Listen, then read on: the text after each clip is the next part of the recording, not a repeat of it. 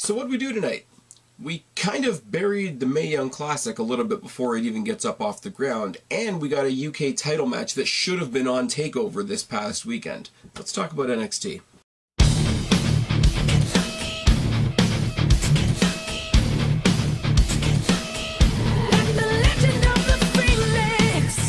What's going on, everybody? It's your buddy, it's your pal Spaz Phoenix, the YWC Reality Check here with your August 22nd fallout from TakeOver, even though we know it was taped before TakeOver NXT review. We're going to get the house cleaning out of the way as usual. If you're new, check out the annotation up above. We got all kinds of playlists. We got Q&As. We got NXT coverage. We got Mae Young Classic coverage coming soon. We got the topical series known as Off the Cuff. We got Aftermath, which is coming up at the end of next week. We're going to, myself, Kristen, Guapo, we're going to get back together. We're going to talk about all the fallout from TakeOver, from SummerSlam. It's going to be a good time, but thank you to those of you who joined myself and Guapo for the pay-per-view prediction show for both TakeOver and SummerSlam. Unfortunately, Kristen was not able to join us this time around, but we did get a pretty good pick-em.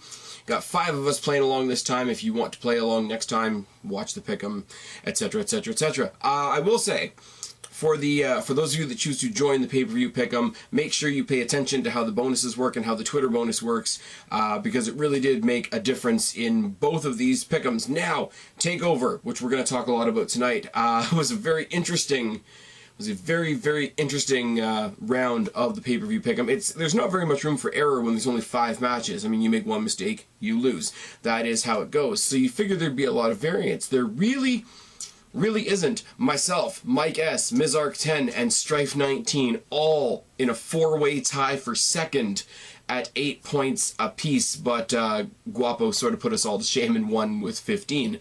The other pick'em was a little bit more varied. Of course, I lose my game because I'm the host. It's the curse of being the host. I came in at 53, Mike S came in at 55, Strife19 came in at 56, Guapo came in at 77. Second place, not bad considering he won the night before. And Mizark 10 with his 5th victory of 2018 with 79 points. Congratulations to both. Check out all the previous winners down in the box below. Now let's talk about tonight. We know the drill. There's been points where I haven't even reviewed the NXT after a TakeOver because 50-50 chance that anything is going to happen. We had, obviously they were still at the Barclays Center because it was filmed before TakeOver. That's what it is. We saw a video package with sort of a generic video package. They got more specific as the night went on, but sort of generic highlights, etc. It's all good.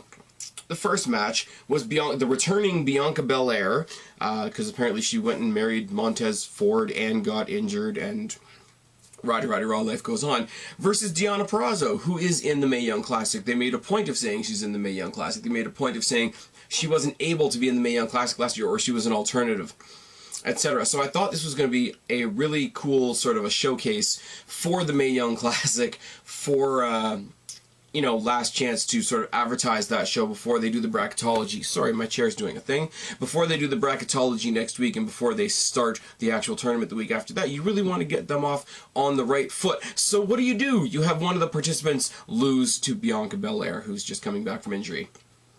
Now, I'm going to say this before I actually start talking about the match. You guys know the issues I have with Bianca Belair. I think her gimmick is fucking retarded. The whole EST thing, the hair whip thing. She's great in the ring. She showed it tonight. But, and none of that takes away from what I'm about to say here.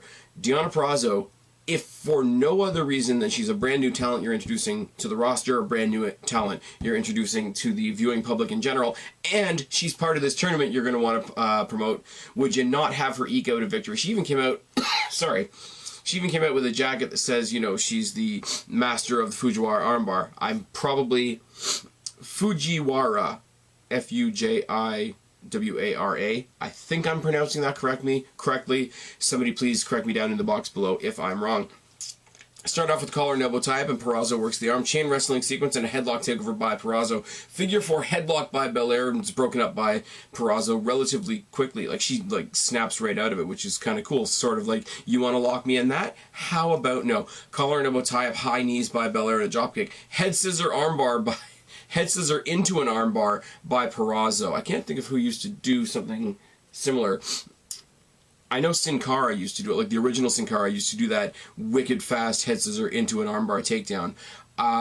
there's somebody else I can't think of right now. Tilt-A-Whirl Gutbuster by Belair. Now, for all the shit I give Bianca Belair, this, you know, usually, especially with somebody like a Roderick Strong, you get a Tilt-A-Whirl backbreaker, but this was inverted Tilt-A-Whirl Gutbuster, and it looked like it fucking wrecked. So good on her for that. Full Nelson by Belair, corner spear and a shoulder tackle, shower of elbows by Belair, a front slam, and they trade some chops. Bicycle kick, a hip toss, and a low drop kick by Purrazzo. Purrazzo eats the post shoulder first, and the torture rack facebuster thing by Bianca Belair gets the win for Bianca Belair. I do not begrudge this girl.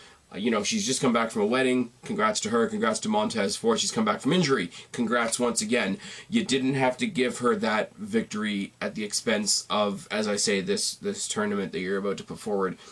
Just my opinion. Great match by both girls. I'm biased to Deonna Purrazzo. You know, my days I used to watch the Taz shows. She was on there. I've also seen her quite a lot at the Destiny shows that I go to. So I will fully admit some bias here. But I do sort of, if you look at the WWE and the structure and what they're trying to promote going forward, it didn't make sense for her to lose. Why would you bring her out to lose? If you're going to have her lose, just, you know, have Belair come out to pick up a win. Put her up against Aaliyah. You know you don't want to give that girl any victories anyway. So, you know, have my hometown girl go out there and put her over nice and strong in front of the Brooklyn crowd. Why would you bury the Mae Young Classic? It hasn't even started yet. I don't understand. Anyways, we have highlights of the Velveteen Dream EC3 match, which was a great match. Apparently, rumors have it that EC3 had either some sort of issue with his eye or a concussion or whatever.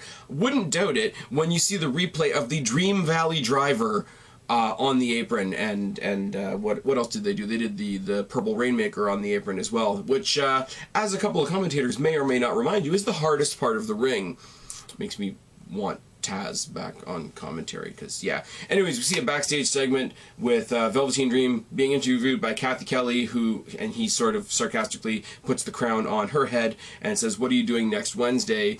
Why don't you tune in and watch what I do?" Now, the timing of that is fucked, because the next Wednesday after that show was this show.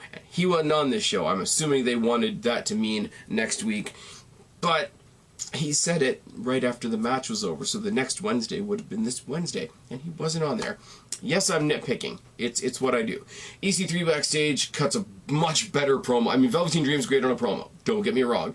EC3, as far as the backstage promo tonight, you know, tonight he was the better man. I came here for victory, victory, victory, victory, victory, not victory, victory, victory, loss. I'm here to win. Therefore, the story's not over. The story's not over until I win. And then he sort of diverts on a tangent and accuses Lars Sullivan of being the one to beat up Aleister Black. So we're really doing this whole detective whodunit thing, aren't we? Which, I mean, it's fine. It's a thing we've seen in wrestling before, but as I've said before, I expect more from NXT.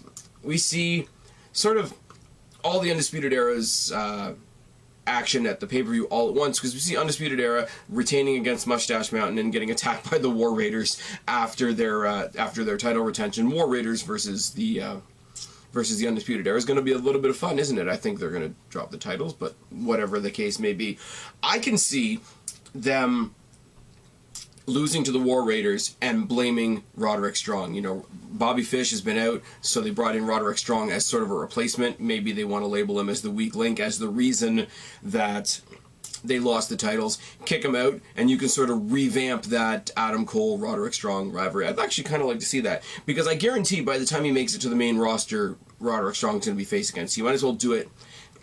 You might as well do it in NXT, so you don't have a stark jump like Bobby Roode had. Super, super heel, fucking up everybody in NXT. Shows up smiling, grinning, Snow White babyface on SmackDown, which is bullshit, is it not?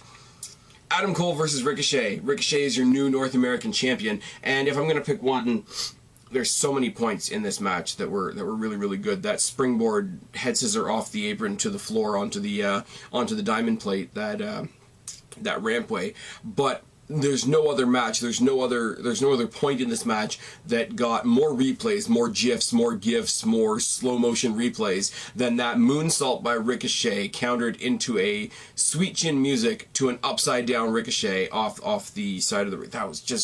That could have fucked somebody up. I'm just gonna say, it's one of those things that looked really cool, but it's almost like you want to shake your head at the wrestlers, because that could have gone really, really badly.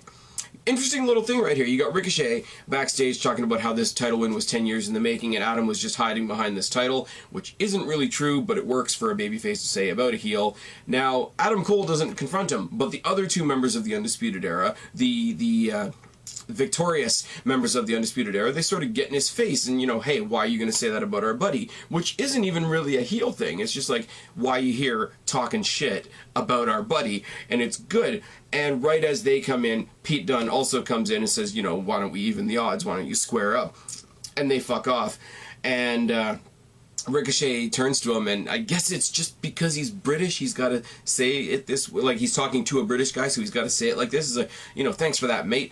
And Pete Dunne, staying in the Pete Dunne lane, says, look, I'm not your mate, I just hate them more than I hate you. As far as I'm concerned, you're just one more guy with one more belt that I want, which is fucking great, because it means we're going to get Pete Dunne versus Ricochet somewhere along the way. This goes somewhere, I promise you it does. We'll get there in a minute. We've got a video package on Zack Gibson, who's taking on Pete Dunne for the UK title later on tonight. Still waiting, because the brand is coming, still waiting for them to rebrand that the NXT UK title. They haven't done it yet. It's coming. They replay Shayna Baszler versus Kairi Sane, and Kairi Sane winning the NXT Women's Championship. Now, I have nothing against either of these women. I really don't. This match felt weird. The ending was super weird. The ending I replayed a couple of times because it looked like a botch. No offense to either one of them. It's sort of, you know, overpowering Baszler. Kairi Sane gets a quick win. You can almost, you know, it leaves the door wide open for Shayna Baszler to say it was a fluke, which she eventually does. But this match shouldn't have happened on the pay-per-view. Look at the last pay-per-view we had where she had that wicked match with Nikki Cross. Yes, I'm biased about Nikki Cross. I'm a huge fan of hers. But you choke somebody out. You won, but the person you choked out was laughing at you as they passed out. Tell me that is not a further foot in the door for that story. Why did this happen? Once again, I got to go back to the match I was talking about earlier tonight. Everything in the women's division, especially in NXT, is at least leaning, or at least winking, or at least nodding towards the fact that the Mae Young Classic is a thing. All the shows. Now, Raw and SmackDown sort of exist in a shitty bubble right now, but all the shows on the network are another brand as far as I'm concerned. They really are. Like, there's going to be a network championship soon between NXT, NXT UK, 205 Live, the Mae Young Classic, etc., etc., etc. I have to believe, and I'm giving WWE the benefit of the doubt here, the only reason they gave Kairi Sane this title opportunity was because it was a rematch from last year's Mae Young Classic, so that they could put the highlights all over WWE.com, all over their advertising campaign, and say, look, this is what we got last year. Here's another example of the two women that won the tournament last year. Just think about how great the tournament's going to be this year. And you know what? I don't mind that. I really don't. I think it's smart. I think it makes sense. I think there's some continuity there. It's all good, except for you totally halted the stories you had going on to do that. It's the complaint we have when Survivor Series comes around. And now, ever since Survivor Series has become Raw versus SmackDown, which I have mixed feelings on, basically it means that everybody on Raw and SmackDown has to halt their stories, put their stories on pause to play up this red versus blue dynamic, and then we pick them up later on down the line. Now, do I want Shayna Baszler to pick up the rivalry with Nikki Cross after the fact, if she's not going up to the main roster, which is also rumored? Yes, definitely I want them to pick that back up, but it's going to feel so stilted because you put in this random Kairi Sane match. In the middle, we got Baszler in the back with all four of the horsewomen, which is really weird. Ronda Rousey with her. Ronda Rousey's like one of the biggest baby faces the main roster. And we're back. My technical difficulties are going to become a running joke on this channel, I'm pretty sure. Basically, yeah, Kairi Sane won the title. Shayna Baszler in the back with the most heel-y line in wrestling, but also that line that doesn't work. The more you hear it, the more it doesn't work. She didn't beat me, I just lost. Doesn't really work. Like I say, compounded by the fact that she's there with Jessamine Duke and Marina Shafir, who have no character yet because they haven't been seen on TV yet. We don't know if they're faces or heel. You got Ronda Rousey, who's over as hell, and you got Shayna Baszler, who's the Samoa Joe of the NXT women's division. There's a little bit of a dichotomy there. Match was good. I don't know how I feel about the rumor that Shayna Baszler is coming up to the main roster. It was rumored that this week or next week, EC3 and Shayna Baszler were coming up to the main roster. Now that'll work fine for me, because for anybody in the Toronto area, I'm going to be at Raw and SmackDown next week. If you're there, give me a buzz, tell me hello, tell me on Twitter, hey, tell me what section you're in, we'll grab a beer, we'll grab a drink, whatever. To all the people at the Destiny shows that buy me drinks, it's a really good time. But yeah, so selfishly, if EC3 or Shayna Baszler or both of them debut next week in Toronto, it'll be cool because I'll be there to see it. Doesn't mean that I necessarily agree with them being on the main roster. I think Shayna Baszler's got a lot more work to do. Not that she needs to work on herself, but there's more that she can get done in NXT before she goes up. And EC3's only been there for a hot cup of coffee. I don't even know. There's people on there that could go up to the main roster. I mean, Lars Sullivan, once his jaw heals, Aleister Black, again, when his issues heal, they could go to the main roster. There's a lot more people in NXT that have a lot more to do. Where'd we go? Can't read my writing. This is terrible. Gargano and Ciampa highlights. Ciampa obviously retained. He basically survived. He was saved by the fact that his arm was handcuffed up, and it basically held him on his feet. Well, Gargano fucked himself up. A couple of highlights from this. Obviously, towards the beginning of the match, we had that white noise through the table. Gargano had the double table spot on the outside.